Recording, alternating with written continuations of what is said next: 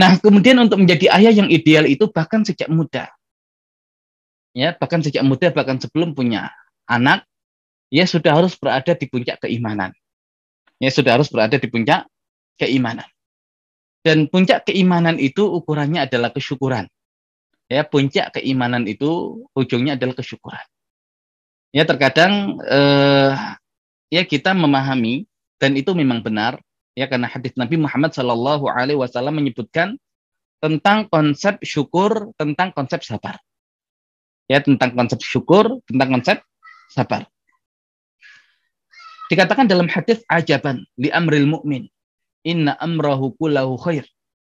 Sungguh menakjubkan urusan orang beriman. Semua urusannya itu baik. Idza asabatuhu sarra syakara fakana khairan lahu. Jika dia ditimpa kemudahan, dia bersyukur dan itu yang baik baginya. Wa idza asabatuhu dharra sabara fakana khairan lahu. Dan jika dia ditimpa kesulitan, dia sabar dan itu yang terbaik bagi dia. Ya, jadi seakan ketika dapat kesenangan syukur, ketika dapat kesulitan sabar. Tapi kalau syukur dan sabar ini kita cari lagi intinya, maka ujung-ujungnya adalah syukur. Ya, dan ini hanya dirasakan oleh mereka yang benar-benar mengenal Allah Subhanahu wa taala.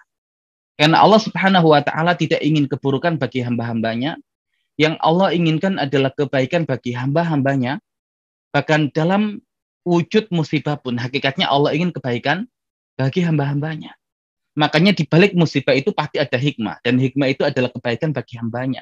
Maka mereka yang mengenal Allah Subhanahu wa taala, bahkan ketika ditimpa oleh musibah, ya dia bersyukur dengan musibah itu.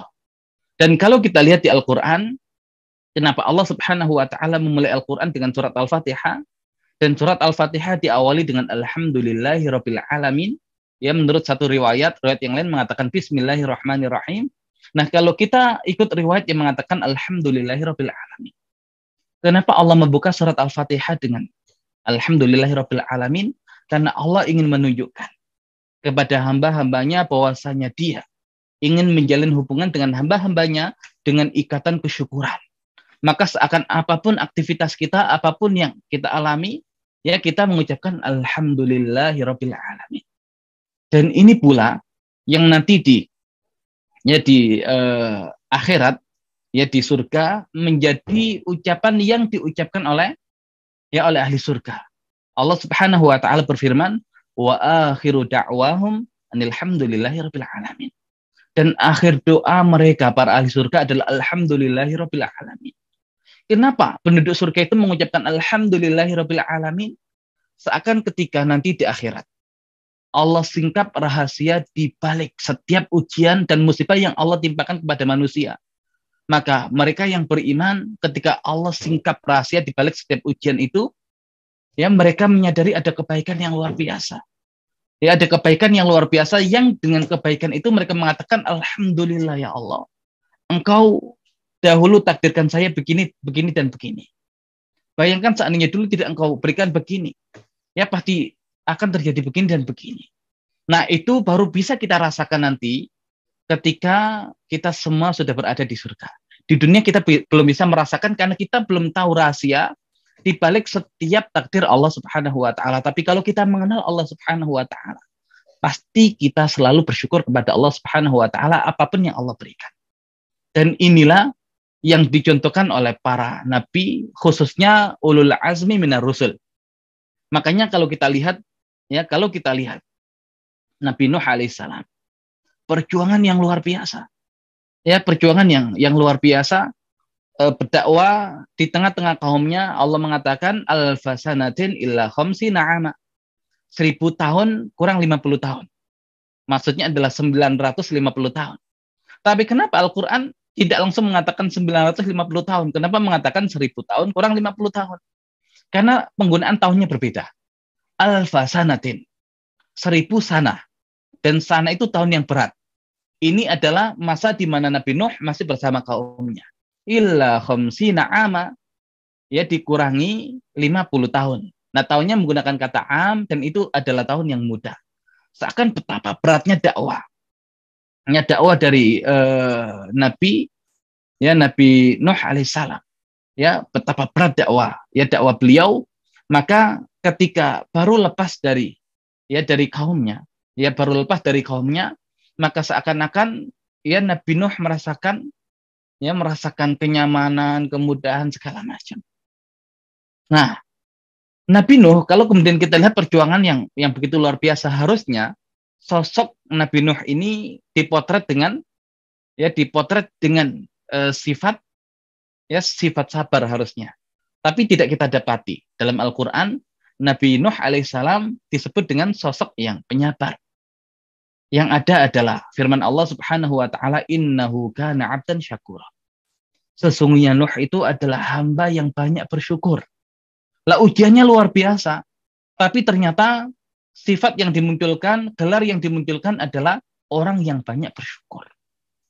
Nah, ini bukti kalau dia memang mengenal Allah Subhanahu wa taala. Dan Nabi kita Nabi Muhammad sallallahu alaihi wasallam dalam ibadah begitu luar biasa, dan ketika ditanya oleh Bunda Aisyah dengan para sahabat, jawaban beliau hanya sederhana. Afala akunu 'abdan syakura. Apakah aku tidak boleh menjadi hamba yang banyak bersyukur? Makanya syukur ini adalah puncak keimanan yang dengannya seseorang itu berzikir kepada Allah, yang dengannya orang itu termotivasi untuk menjalankan ibadah yang terbaik bagi Allah Subhanahu wa taala. Doa yang diajarkan oleh Nabi kita Nabi Muhammad sallallahu alaihi wasallam kepada sahabat mulia Mu'ad bin Jabal ketika beliau hendak mengutus Mu'ad bin Jabal ke Yaman. Beliau mengatakan, "Ya Mu'ad, wallahi inni la uhibbuk." Wahai Mu'ad, demi Allah sesungguhnya aku mencintaimu. Baru kemudian beliau ajarkan doa kepada Mu'ad bin Jabal, hendaklah dia membaca selesai sholat, doa, Allahumma a'inni ala zikrika wa syukrika wa husni ibadatik. Ya Allah, tolonglah saya dalam berzikir kepadamu, bersyukur kepadamu, dan memperbaguskan ibadah kepadamu. Zikir, syukur, ibadah terbaik.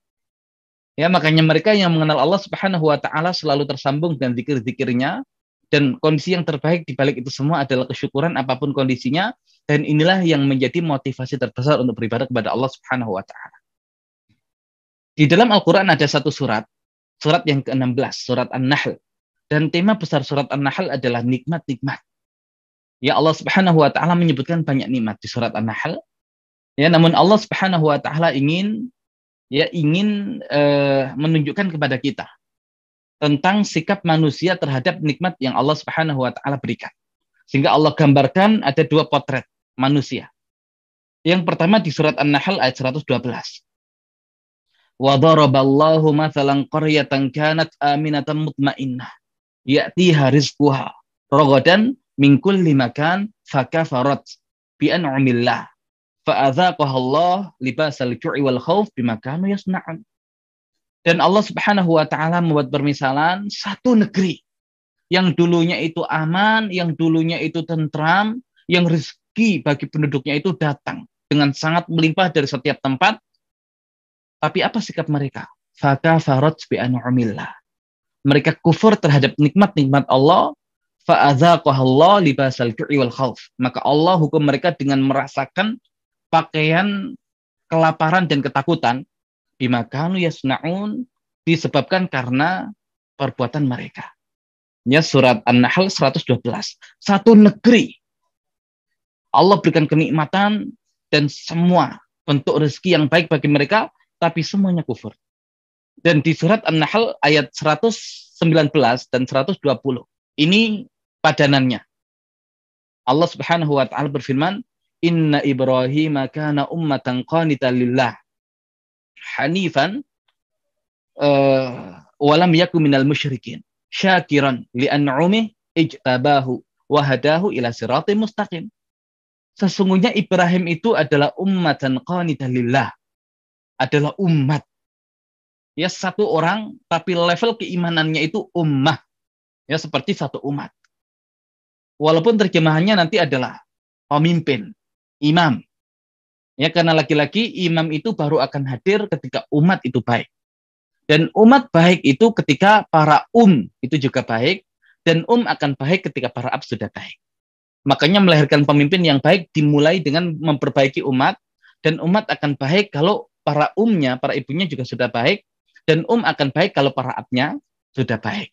Makanya Nabi Ibrahim itu seakan menjadi permulaan untuk menghadirkan konsep kebaikan ya bagi sebuah umat. Ya, abnya dulu baik, nanti umnya baik, ibunya, hasilnya adalah umat yang baik, kemudian lahir seorang imam yang baik. Rabbana hablana min azwajina wa dzurriyyatina qurrata a'yun waj'alna lil muttaqina imama. Jadi yang diperbaiki ini adalah pribadinya dulu, baru doa kepada Allah minta agar pasangan-pasangan dan keturunannya menjadi qurrata a'yun, penyejuk mata. Kalau keluarga sudah baik, waj'alna lil muttaqina imama. Masyarakatnya muttaqin dulu, baru minta kemudian dihadirkan imam. Ya, dihadirkan pemimpin. Nah, qanitan lillah, patuh kepada Allah, hanifah, lurus agamanya, walam yaku minal musyrikin, dan dia bukan seorang yang berbuat kesyirikan. Apakah Nabi Ibrahim pernah berbuat kesyirikan? Mustahil. Karena para nabi itu, bahkan calon nabi itu maksum. Allah jaga dari perbuatan dosa, apalagi perbuatan syirik. Makanya Allah mengatakan walam yaku minal musyrikin. Aslinya adalah walam yakun minal musyrikin. Ada nun yang dibuang. Seakan Allah Subhanahu wa taala ingin menyampaikan kepada kita, kalau ada dalam pikiran kalian Ibrahim itu pernah berbuat syirik, hilangkan itu. Seperti Allah hilangkan nun yang ada dalam kalimat walam yaku minal musyrikin. Sama seperti Maryam ketika dituduh oleh kaumnya telah berbuat zina, maka beliau mengatakan walam aku baghiyah. Aslinya walam akun baghiyah. Tapi nunnya dibuang, seakan Maryam ingin menegaskan kalau ada dalam pikiran kalian aku adalah seorang pelacur, seorang pezina, buang itu jauh-jauh, seperti aku membuang nun ya dalam kalimat walam aku baghiyah. Ya, tidak pernah Nabi Ibrahim berbuat kesyirikan. Baru Allah potret tadi sosok Nabi Ibrahim yang hidupnya penuh dengan ujian. Wa idzib tala Ibrahim rabbu bi kalimatin fa'atammahun, dan ingatlah ketika Ibrahim diuji oleh Rabbnya dengan kalimat-kalimat ujian fa'atammahun, maka dia menyempurnakan semua ujian itu.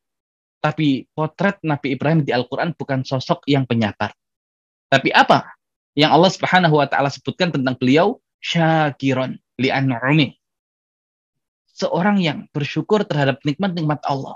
Kalau satu negeri tadi kufur, ini satu orang yang levelnya seperti satu umat syukur terhadap nikmat Allah. Ijtabahu, Allah pilih dia. Wahadahu ila siratin mustaqim, dan Allah Subhanahu wa taala tunjukkan kepada jalan yang lurus. Jadi Nabi Ibrahim sejak masih muda sudah soleh, sejak masih muda sudah berada pada puncak keimanan, dan inilah sosok yang layak untuk menjadi seorang ayah. Bahkan jauh sebelum punya anak, beliau adalah sosok yang sudah layak untuk menjadi seorang ayah.